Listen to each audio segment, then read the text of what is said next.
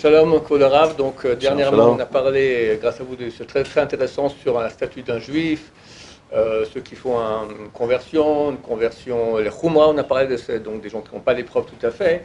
Maintenant, parlons un peu d'un très bon juif, aucun problème, on est certain qu'il est juif, mais il prétend qu'il est Cohen. Maintenant, est-ce qu'on est certain qu'il est Cohen? Est-ce qu'il a rencontré maintenant une jeune fille qui, hélas, a eu une fois une relation avec un non-juif? Donc, elle est interdite un Cohen. Maintenant, est-ce qu'on est certain qu'il est Cohen? Peut-être qu'il n'est pas. Ils peuvent se marier, ils ne peuvent pas se marier. Comment est-ce qu'on définit qui est Cohen? Shalom Ouvracha. Ouvracha. Voilà, le Cohen, effectivement, il faut savoir que le Cohen, ça a un niveau particulier dans le peuple d'Israël, à savoir que ce sont ceux qui ont été oints par Akadosh Baruch Hu, à savoir que avant le Bechor, c'était l'aîné donc qui avait le rôle du Kohen, du prêtre. Et là effectivement après, Lo Ulzaro Acharav, c'était la fameuse bénédiction que Dieu a donnée à Aaron qui a été le prêtre, que lui et sa génération et ses enfants et sa descendance à suivre, à venir. Donc, effectivement, pendant des années, le statut du Kohen a toujours été préservé. Il faut déjà savoir qu'un Kohen, à la différence, comme vous avez si bien expliqué, que le Kohen, il a certains interdits. Les interdits que nous, on connaît, et qu'on sait très bien, c'est qu'on connaît, que la halakha nous donne, bien sûr, c'est à savoir qu'un Kohen n'a pas le droit de se marier avec une femme qui est divorcée. Un Kohen n'a pas le droit de se marier avec une femme qui a eu une relation avec un non-juif. Même malgré elle. Même malgré elle. Effectivement, ça rentre après dans ce que le verset nous dit. Isha, zona, vachalala, loikachu. Et de là, on fait rentrer donc dans chalala, ça va faire rentrer effectivement même, un Kohen n'a pas le droit de se marier avec une convertie. Il y a une discussion concernant un Kohen qui se marie avec une fille de mère juive et de père non juif. Effectivement, il y a cette discussion, elle est entre le Maïmonide, le Rambam, entre le Rif et entre le Rosh. Le Rif, c'est Rabbeinu Yitzhak El-Fassi, et le Ran, c'est Rabbeinu Nissim. Donc ce sont tous les trois, ils sont du XIVe siècle, si je ne me trompe pas, XVe siècle. En tout cas, pour eux, il y a une discussion à savoir est-ce que quelqu'un qui est une fille juive, de mère juive, mais de père non juif, est-ce qu'elle peut se marier avec un Kohen? Est-ce que ça rentre dans cette catégorie? On sait très bien que si c'est une convertie, alors il n'a pas le droit, le Kohen n'a pas le droit de se marier avec une convertie. Même si c'est une convertie qui s'est convertie quand elle était enfant. Maintenant, alors il y a une discussion, est-ce que c'est un interdit de la Torah? Est-ce que c'est un interdit de nos sages? Pour quelqu'un qui a déjà, qui s'est converti quand il était enfant, d'accord? Ça veut dire automatiquement, elle n'a pas eu, il n'y avait pas eu de possibilité qu'elle ait pu avoir une relation, etc. Donc la question à savoir, est-ce que oui ou non? Alors le Maïmonide, lui, il est d'avis que ça ne rentre pas dans cette catégorie. On peut permettre à une jeune fille de mère juive et de père non juif, c'est une fille juive, on peut la marier avec un Kohen, bien sûr dans le cas où elle n'a pas eu de relation auparavant avec un non juif, que ça dans tous les cas. D'après le Rosh, non, c'est interdit de manière catégorique. Par contre, donc le Rosh c'est Rabbeinu Asher, ok. Et par contre le Ran, Rabbeinu Nissim, lui il dit que si elle est avec lui, si elle est déjà mariée avec lui, alors on ne va pas la faire sortir, on ne va pas la divorcer.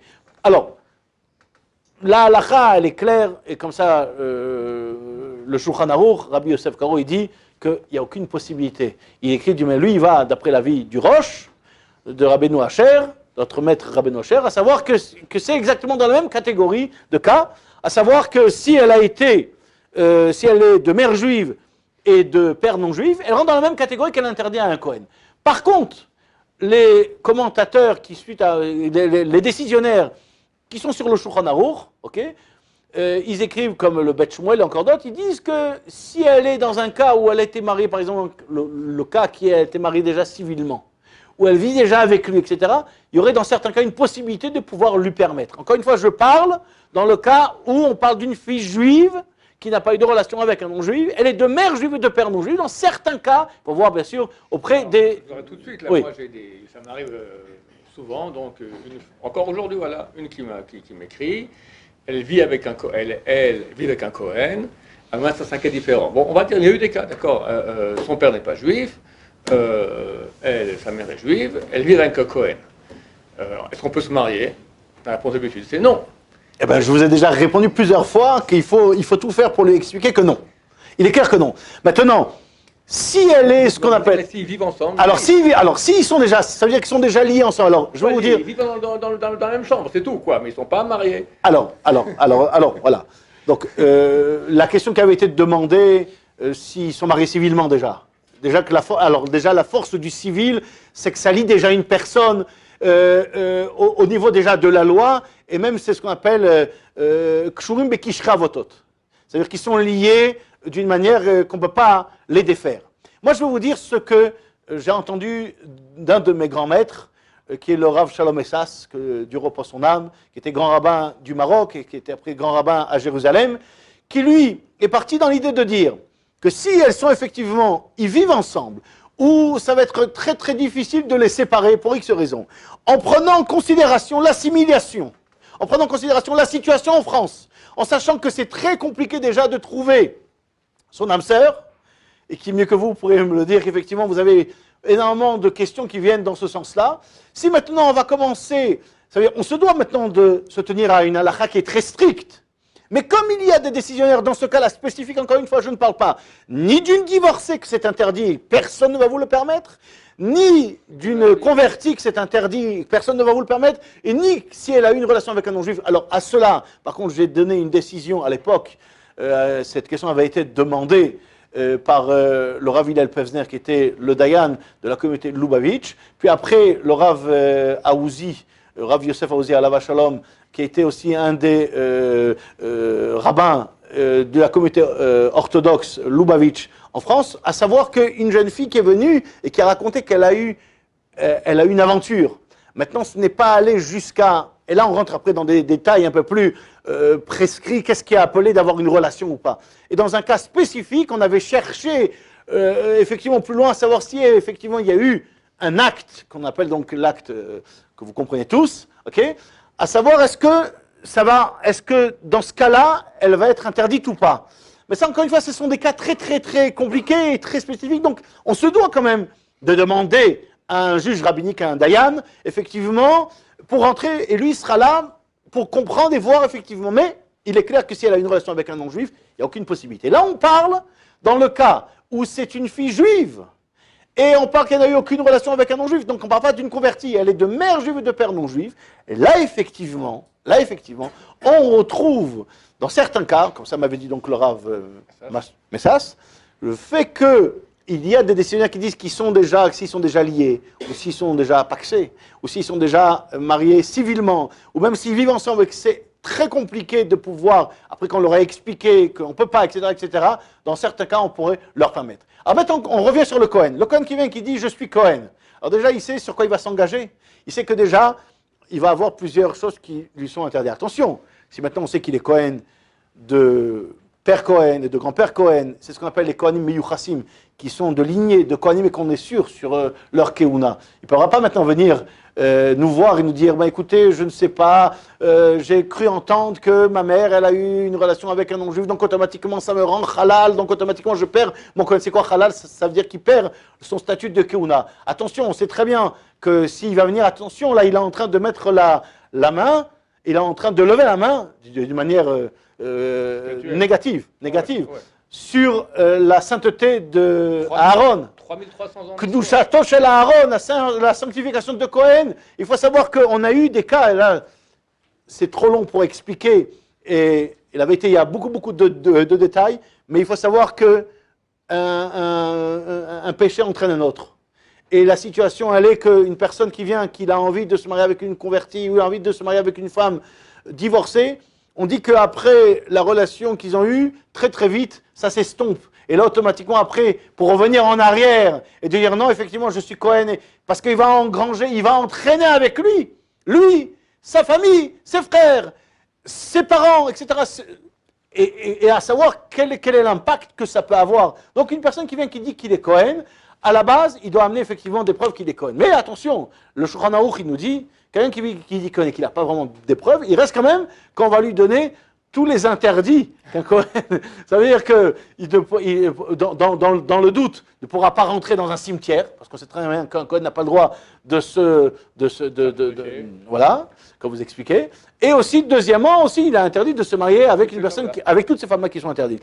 Par contre, une personne, voilà, Birkat Kohanim, le Rama, Rabbi Moshe Serlich, il dit que oui, qu'on peut le faire monter, mais par contre, du fait qu'il dit le Rama dans Even Haezer, Rabbi Moshe Serlich, il dit là-bas que du fait qu'on ne donne plus aujourd'hui la Trouma, ça veut dire les cadeaux qu'on ramenait au Kohen, c'est-à-dire que de faire sortir de l'argent, si c'est quelqu'un qui va venir, qui va dire je suis Cohen, voilà, il aura plus de tracas que d'intérêt. Ça veut dire que si effectivement, à l'époque du temple, effectivement, on apportait les prémices, il avait des intérêts, donc effectivement, quelqu'un qui dit Cohen, peut-être qu'il va avoir quelque chose à gagner. Là, qu'est-ce qu'il va avoir au maximum? C'est pour ça, attention, si on est dans un doute de s'il est Cohen ou pas, c'est pas sûr qu'il pourra prendre l'argent du rachat des premiers-nés. Et comme il ramène le Khatam Sofer, Rabbi Moshe Sofer, il ramène au nom, c'était l'élève de Rabbi Yonatan Adler. Alors il faut savoir que pas tous les Adler sont Cohen. Hein. J'ai un dossier où Adler n'était pas Cohen. Adler veut dire en allemand l'aigle. C'était une médaille qu'avait reçue Rabbi Yonatan qui était Cohen. Rabbi Yonatan HaKohen Adler. Donc il faut savoir que le Khatam Sofer dit que toute sa vie, il a fait en sorte que quelqu'un qui est Cohen, chaque Cohen qu'il rencontrait, il lui demandait d'être racheté. Pourquoi? Parce qu'on a eu une règle qui est donnée par le Maharshal, Rabbi Shlomo Luria, dans son livre qui s'appelle Yam Shel Shlomo, et il est rapporté aussi par le Marshdam. Ils disent qu'aujourd'hui, pour dire qu'on est Cohen, il faut aussi ramener une preuve qu'on est Meyuchas, qu'on est effectivement d'une lignée de Cohen. C'est quelqu'un qui vient qui dit que je suis Cohen, tout simplement Cohen, du fait que les Kohanim aujourd'hui ne sont plus vraiment Meyuchasim, à part si on sait qu'effectivement il y a des Kohanim qui ont pris la Keuna comme un signe de noblesse, exactement. Par contre, il y a des Kohanim qu'on sait qui sont Meyuchasim. Les Kohanim de Djerba, qu'on sait qui sont des Kohanim. Les Kohanim de Djerba, on sait qu'effectivement ce sont des Kohanim à 100%. Les Kohanim qui venaient, alors tous les endroits où il n'y a pas eu d'assimilation, où ils ont été protégés. Les Kohanim, par exemple, qui viennent du Théman, du Yémen, on sait qu'effectivement, ils ont été protégés. Les Kohanim, comme la famille Cohen Azour ou Cohen Skali, tous ceux qui portent, ce sont des Kohanim qui sont reconnus comme des Kohanim. Il y a eu dans certains endroits, je ne veux pas parler des Perses, mais ils ont pris dans certains endroits une sorte pratiquement on payait pour être Cohen, on donnait de l'argent quand même. Et alors, maintenant, est-ce qu'on se base sur le fait qu'il vient quelqu'un qui dit qu'il est Cohen? Non, il doit amener effectivement des éléments pour prouver sa Keuna. Par contre, encore une fois, il prendra quand même les doutes. Alors, maintenant, si marqué dans la Ketouba Cohen, alors maintenant, une personne, j'ai eu un dossier comme ça, où effectivement, et on va essayer à vraiment aller au point, on sait très bien que pour une personne qui vient pour se convertir, une jeune femme qui vient pour se convertir, alors, première chose, c'est de s'enquêter qu'effectivement, sa volonté de conversion, elle est parce qu'elle veut se rapprocher de Akadosh Baruch Hu, de Dieu, et qu'elle est sincère, et qu'elle fait ça sans aucun intérêt, ni pour un mariage, ni pour avoir un travail, ni pour avoir un intérêt. Elle fait ça tout simplement parce qu'elle veut rester, elle est intègre dans la Torah, et dans les mitzvot, dans les principes de la Torah, etc., etc. Maintenant, on a des cas où effectivement, ou bien elle a passé une conversion qui était libérale, qui n'a aucune valeur, ou bien elle a passé une conversion, ou bien tout simplement, elle était en études, elle ne savait pas, et elle s'est retrouvée à être... donc elle a vécu avec un juif, elle est mariée civilement avec lui. Donc il est clair qu'on va enquêter le Bedin va enquêter pour s'assurer qu'effectivement, il n'y a aucun intérêt ici, que la raison de sa conversion, elle n'est pas dans le but d'être marié religieusement et c'est tout. Vraiment de s'assurer qu'il n'y a pas ce problème. Et là, on rentre effectivement dans la fameuse question qu'on m'avait, il y a quelques années, demandé, le fameux cas de Anitan el Anochit, Anitan el Ashifra. Ça veut dire qu'une personne qui effectivement a été mariée civilement, peut-être que, et là-bas, déjà à l'époque, le Maïmonide et d'autres, ils disent, est-ce que ça n'a pas été fait les Shemichut? Est-ce que l'intérêt n'est pas tout simplement pour pouvoir se marier? Et là, effectivement, il y a des décisionnaires comme le Rav Moshe Feinstein qui dit que non, on ne va pas craindre ce problématique de dire que peut-être que du fait qu'elle a été mariée civilement, alors l'intérêt maintenant, c'est tout simplement parce qu'elle veut se marier religieusement. Non, pas du tout. On va voir qu'effectivement, elle s'est mariée civilement parce qu'elle s'est mariée avec lui. Maintenant, toute sa volonté de conversion et tout le processus, c'est parce qu'elle veut effectivement se convertir pour être juive à part entière et faire la Torah Mitzvot. Maintenant, dans ce cas-là, le consistoire, le Bedin, va demander des éléments pour savoir avec qui, après la conversion, avec qui elle va se marier. Et là, bien sûr, on va demander une participation active de ce juif, parce que très souvent, du conjoint. Parce que très souvent, c'est elle qui va avancer et lui, il va rester comme il est. Ou même, il peut même régresser. Et il va la faire tomber. Et il va la faire tomber automatiquement. Donc il faut que ça vienne, il faut que ça soit en symbiose, ensemble. Ouais. Donc maintenant, on voit... Même pas dans le cas que vous dites, dans tous les cas où quelqu'un qui vient se convertir, si on sait... bon, si c'est un petit ami, on lui dit bye-bye, il doit partir. Mais voilà. dans un cas de mari, des exactement. Ça, voilà. Exactement. On va regarder que le mari soit religieux déjà. À 100%. À 100%. Et qu'il fasse un suivi, effectivement. Alors maintenant, on va voir un petit peu ces données à lui pour savoir... Et là, on tombe. Il y a noté dans une des Ketubot. Il est Cohen. Cohen. Alors là, automatiquement, qu'est-ce qu'on lui dit? Dire, on peut pas, tant que vous restez, et on sait très bien qu'elle va rester avec elle, elle est déjà mariée civilement, elle a déjà des enfants. Alors là, dans ce cas-là, on doit quand même présenter ça à un Beddin, parce qu'il faut savoir que même des fois, il est noté, et là je vous dis, particulièrement dans les communautés ashkénazes, on s'est rendu compte avec les années que, et on a dû pour cela remonter auprès des ketubot, des premières ketubot qui étaient, j'ai eu un dossier comme ça, où le mariage des arrière-grands-parents de ce garçon-là en question a été célébré par le Rav Menachem Zamba, qui était le grand rabbin de Varsovie, qui faisait partie de Agudat HaRabbanim, de l'Union des rabbins orthodoxes. Il est mort en déportation. Et lui, effectivement, le Rav Menachem Zamba faisait partie des grandes lumières. Il était un des rachés yeshivot de Yeshivat Chachmei Lublin, de la fameuse yeshiva, maison d'études de Lublin. Et là, on est sur le point, avec l'aide de Dieu, de terminer le Siyum HaShas, la fin, donc, le cycle de l'étude du Talmud de Babylone.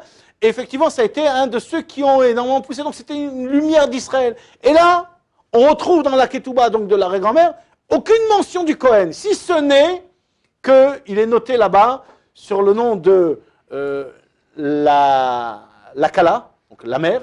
Donc, là, on ne parle pas, c'est pas le père. Et là-bas, il est marqué Katz.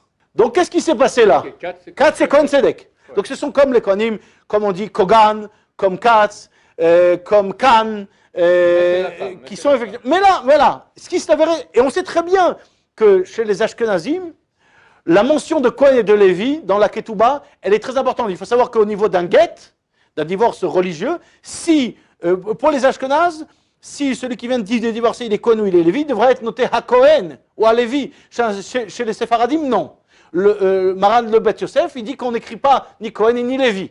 Chez les Ashkenazim, donc le fait de marquer à Cohen dans la Ketouba, parce qu'effectivement il y a une discussion, est-ce que la Ketouba doit avoir la même force que pour le divorce, que pour le get, cette fameuse discussion entre le Tiv Gitin et le Nachalat Shiva. Est-ce qu'on prend mais il est clair que chez les Ashkenazim, surtout les Rabbanim, qui étaient très sérieux, ils devaient écrire à Cohen ou une mention de Cohen. Or là, qu'est-ce qui s'est passé? L'arrière-grand-père, dans sa Ketouba, il n'était pas marqué Cohen, mais par contre l'arrière-grand-mère était marquée Katz.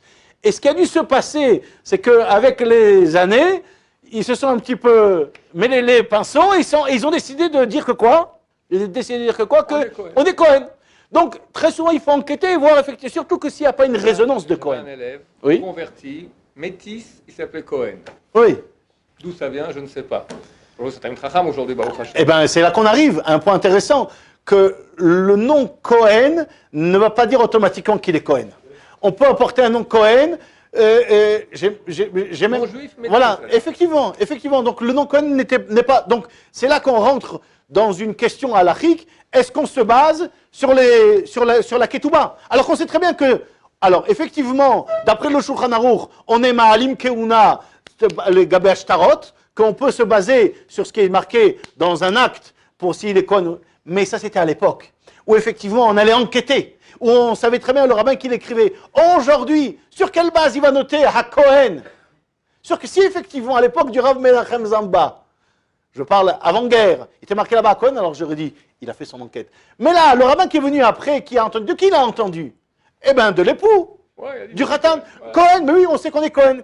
Alors, est-ce que ça veut dire que c'est... Non, il faut qu'il ait entendu de son père, il faut qu'on ait des preuves et des éléments qui prouvent qu'effectivement qu'il est Cohen. Si maintenant le père n'a jamais pratiqué, ou ils ont rien fait, le Rav Moshe Feinstein, il dit, eh bien, il a entendu d'une personne qui n'est pas pratiquante, donc on ne se base pas sur cela pour dire qu'il est Cohen. Est-ce qu'on se base des cimetières?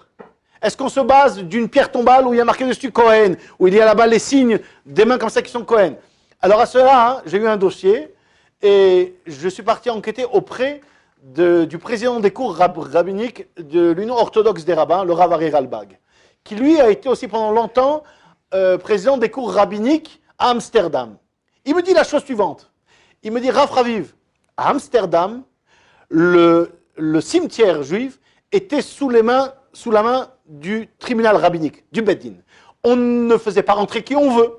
On n'écrivait pas n'importe quoi. Donc lorsque il était noté Cohen, etc., c'était après que le Beddin a donné son aval. Or ici aux États-Unis, une personne même qui a décidé après sa mort d'écrire qui est à Cohen Agadol Mechav, grand Cohen, grand, il peut écrire ce qu'il veut. Donc aujourd'hui personne ne va être là. Donc est-ce qu'on se base pour autant? Non, on ne se base pas pour autant. Donc personne maintenant qui vient qui dit je suis Cohen. Ok, alors on va prendre quand même en considération, on va craindre, effectivement, donc il devra faire tous les interdits, à savoir qu'il ne va pas se marier avec, mais de l'autre côté, on ne pourra pas prouver si ce n'est qu'il va amener des éléments qui prouvent qu'il est effectivement Cohen, fils de Cohen, et d'une descendance de Kohanim, où il n'y a pas eu là-bas de mélange. Bon, merci infiniment, avec grande joie. Merci beaucoup, et Bezrat Hashem, avec grande on joie. remettra ça une autre fois. Avec